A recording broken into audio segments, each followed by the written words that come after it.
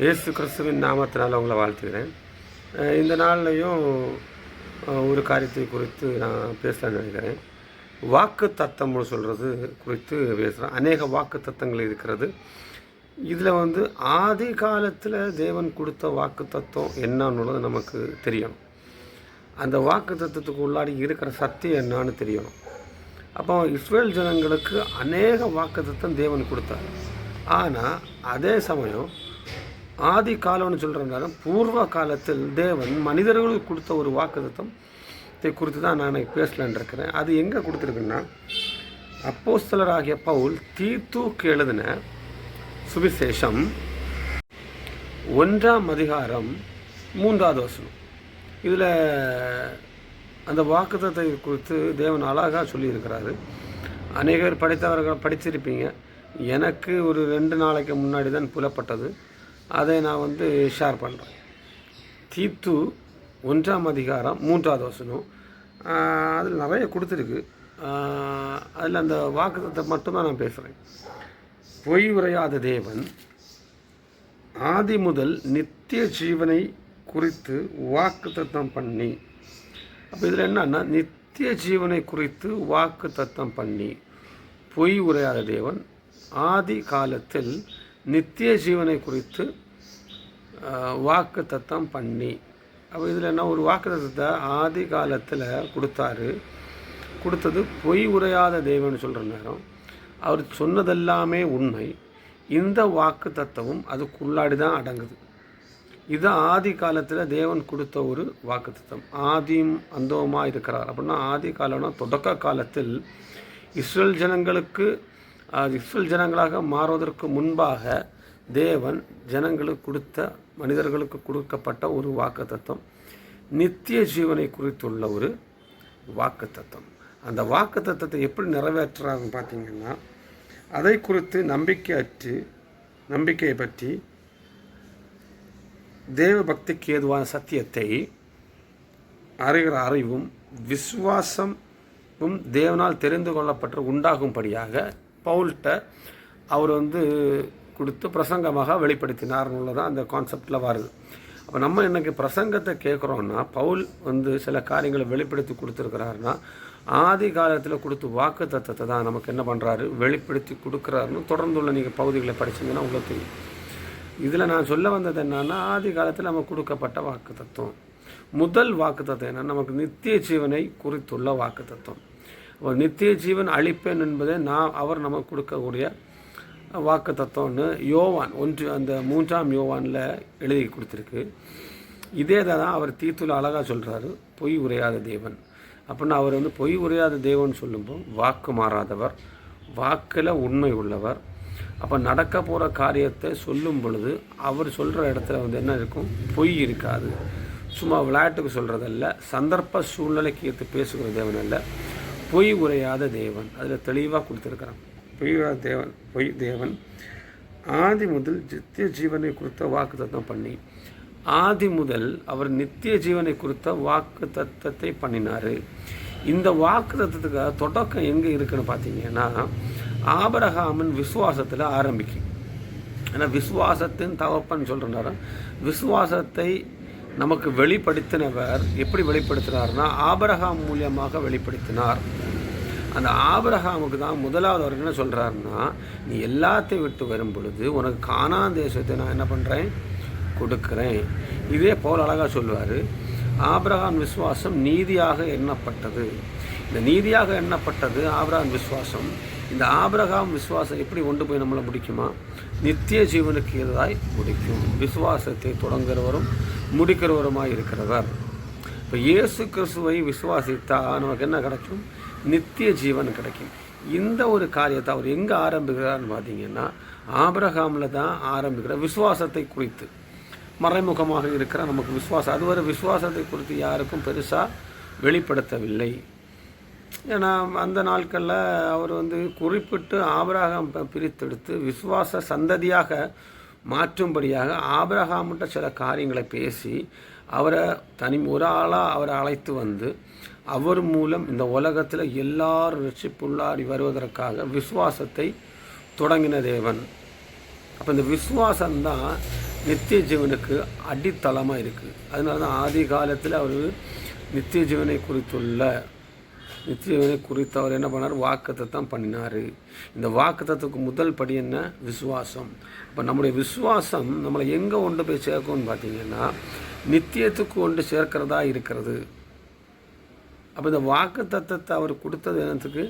நித்திய ஜீவனுக்கு போகிறதுக்கு. இந்த நித்திய ஜீவனுக்குள்ளாடி என்று நமக்கு அவர் வைத்திருந்த காரியம் என்ன?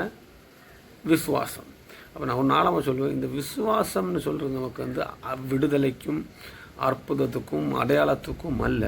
அதுக்கு அல்டிமேட் ஃபஸ்ட்டு ஏம் என்னன்னா நித்திய ஜீவனுக்கு எதுவாய். இந்த விசுவாசத்தை உள்ளாடி வைத்துட்டு யார் யார் ப்ரேயர் பண்ணுறோமோ அவங்களுக்கு நித்திய ஜீவனையும் கொடுக்குறாரு. ரெண்டாவது என்ன பண்ணுறாரு? இந்த உலகத்துக்குள்ளே நமக்கு தேவையான ஆசீர்வாதங்களை தேவன் அழகாக நமக்கு கொடுக்குற தேவனாக இருக்கிறாரு. இந்த நித்திய ஜீவன் நமக்கு இருக்கிற நித்திய ஜீவனுக்கு வேண்டி ஓடுறவங்களுக்கு இந்த நித்திய ஜீவன் வாக்குத்தத்தத்தை யாரெல்லாம் வேணும்னு நினைக்கிறோமோ அவங்க எதுக்கு உள்ளாடி இருக்கணுமா? விசுவாசத்துக்கு உள்ளாடி வந்திருக்கணும், விசுவாசிகளாக மாறி இருக்கணும். இந்த விசுவாசிகளாக மாறி இருக்கிறவங்க எப்படி இருப்பாங்க? இயேசுவை போல் மாறுகிற குணம் உள்ளவர்களாக இருக்கணும். அப்போது இந்த நித்திய ஜீவனுக்கு உள்ளாடி போகிறது ரொம்ப ஈஸியான ஒரு காரியமே கிடையாது. இயேசு கிறிஸ்துவை விசுவாசித்தா நித்திய ஜீவனை கொடுக்குறவராக இருக்கிறாரு. இயேசு கிறிஸ்துவை அறிவதே நித்திய ஜீவன். அந்த நித்திய ஜீவனோட பிரவேசிக்கணும்னா அறிகிறது மாத்திரமல்ல, இயேசு கிறிஸ்துவ எல்லா கட்டளைகளின்படியாக நம்ம வாழ்வதற்காக ஒப்பு கொடுப்பது தான் நித்திய ஜீவனை உள்ள சுதந்திரத்துக் கொள்வதற்கு இந்த வசனம் ரொம்ப முக்கியமாக இருக்கிறது. தேவனுடைய வார்த்தை முக்கியமாக இருக்கிறது. இயேசு கிறிஸ்துவின் சுபாவம் நமக்கு உள்ளாடி இருக்கணும். அப்போ இந்த ஒரு காரியத்தை தான் தேவன் அழகாக சொன்னார். இப்போ ஆதி காலத்திலே நான் உங்களுக்கு ஒரு வாக்குத்தத்தம் கொடுக்குறேன், அது நித்திய ஜீவனுக்கை குறித்துள்ள ஒரு வாக்குத்தத்தம். எல்லாரும் நித்திய ஜீவனுக்குள்ளாடி வர அதற்காக அவர் இயேசு கிறிஸ்துவை இந்த உலகத்துக்கு அனுப்பினார். அனுப்பி ரத்தத்தினால் எல்லாரையும் மீட்டெடுத்தார். இனி ஒரு நாள் சேர்த்து கொள்ளும்படியாக வருவார். இதை தான் யார் பிரசங்கம் பண்ணால்? எல்லா சீஷர்களும் பிரசங்கம் பண்ணினார்கள். ஆனால் இந்த காலகட்டத்தில் நம்மளும் என்ன பண்ணுறோம்? பிரசங்கம் பண்ணுறோம், அற்புதத்தை குறித்து பிரசங்கம் பண்ணுறோம், விடுதலையை குறித்து பிரசங்கம் பண்ணுறோம். ஆனால் நீங்கள் அப்போஸ்தலர் நடிவர் பைபிளில் எங்கே எடுத்து பார்த்தாலும் எல்லாரும் இயேசுவை குறித்து தான் பிரசங்கம் பண்ணாங்க. இயேசு செய்த அற்புதத்தை குறித்து நம்ம தான் பிரசங்கம் பண்ணிகிட்டு இருக்கிறோம். இயேசு கிறிஸ்து செய்த அற்புதம்னு சொல்கிறதுக்கு எனக்கு சாட்சி, தேவன் இவ்வளோ வல்லமை உள்ளவராக இருக்கிறார். அப்போ இவ்வளோ அற்புதம் அவருக்கு செய்ய முடியும், இவ்வளோ காரியங்கள் செய்ய முடியுமான்னு நான் ஒரு கேள்வி கேட்டால் உடனே என்ன பண்ணுறாங்க? வசனத்தின் மூலியமாக செய்திருக்கிறாருன்னு காட்டுறாங்க. அவர் என்ன சொன்னார்?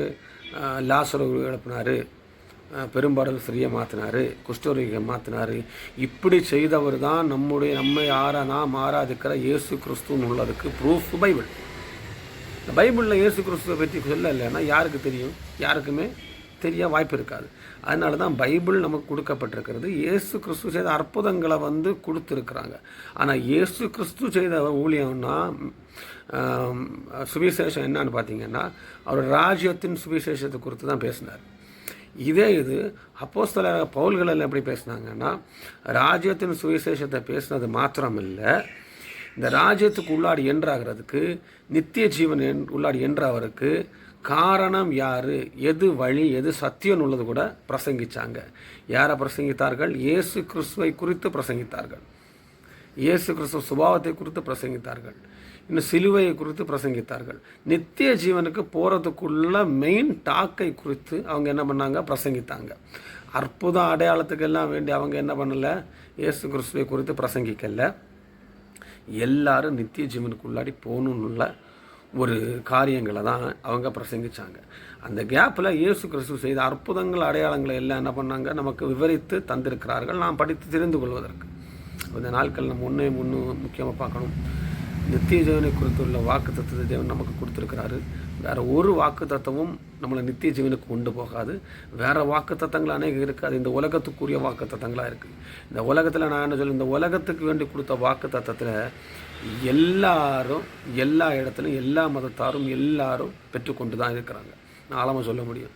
கிறிஸ்டியனில் நடக்கிற மிராக்கிள்ஸ் நம்ம பிரதர்ஸான ஹிந்து மக்கள்கிட்ட நடக்கு, முஸ்லீம்ஸ்லேயும் நடக்கு. எல்லாத்துலேயும் அற்புதங்கள் நடக்கு, அடையாளங்கள் நடக்கு, வேலைகள் கடவுள் கொடுக்குறாரு, எல்லாம் செய்யுது. ஆனால் நித்தியத்துக்குள்ளாடி என்றாரும் ஆகிற ஒரே ஒரு வாக்குத்தத்தத்தை இயேசு கிறிஸ்து மட்டும்தான் கொடுத்துருக்கிறார்.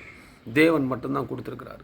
கிறிஸ்டியன் லைஃப்பில் உள்ள காரியங்களை மனசிலாக்கி எடுத்து இயேசு கிறிஸ்து சொந்த ரட்சகராக ஏற்றெடுக்கிறவங்களுக்கு மட்டும்தான் நித்திய ஜீவன் அளிக்கப்படுகிறது. அல்லாமல் எல்லாருக்கும் நித்திய ஜீவன் எல்லாம் அளிக்கப்படவில்லை. நித்திய ஜீவன் சொல்கிறது எல்லாருக்காக வைக்கப்பட்டிருக்கிறது. அந்த நித்திய ஜீவனை அந்த சுதந்திரத்துக்கு கொள்றதுக்கு நான் என்ன பண்ணணும்? இயேசு கிறிஸ்துவை ஏற்றெடுக்கிறவனாக இருக்கணும். இயேசு கிறிஸ்துவை விசுவாசத்தோடு பற்றுகிறவனாக இருக்கணும். இன்னும் சொல்லவனா ஆபிரகாம் எப்படி நடத்த ஆரம்பித்தாரோ அதுபோல் என்னை நடத்தி கொண்டிருக்கிறார்னு உள்ள ஒரு விசுவாசம் இருக்கணும். நானும் கானான் தேசத்துக்கு போவேன்னு உள்ள ஒரு நம்பிக்கை எனக்குள்ளாடி இருக்கணும். அதற்கு கானான் தேசத்துக்கு போகிறதுக்குள்ளாடி பல கவலைகள், கண்ணீர்கள், கஷ்டங்கள், துக்கங்கள் எல்லாம் உண்டு. இதெல்லாம் சகித்து அந்த விசுவாசத்தை உறுதியாக பிடித்து கொண்டு போகும் பொழுது தான் நான் என்ன பண்ண முடியும்? நித்திய ஜீவனுக்குள்ளாடி பிரவேசிக்க முடியும். அதுதான் தேவன் நமக்கு கொடுத்த ஆதி காலமே கொடுத்த ஒரு வாக்கு தத்தமாக இருக்கிறது. இந்த வாக்கு தத்தத்தை தான் நாம் பிடிச்சு ஓடிக்கொண்டிருக்கிறோமா? இல்லைன்னா அற்புதம், அடையாளம், அதிசயத்தை பார்த்து இதுதான் வாக்கு தத்தம் என கொடுத்தது, இந்த உலகத்தோடு என்னோடய வாக்கு தத்தம் முறிவிடுகிறது அப்படின்னு சொல்லி ஓடிக்கொண்டிருக்கிறோமா? நம்ம சிந்திக்கணும். தேவன் நம்மளை ஆசீர்வதிப்பாராக. ஆமென்.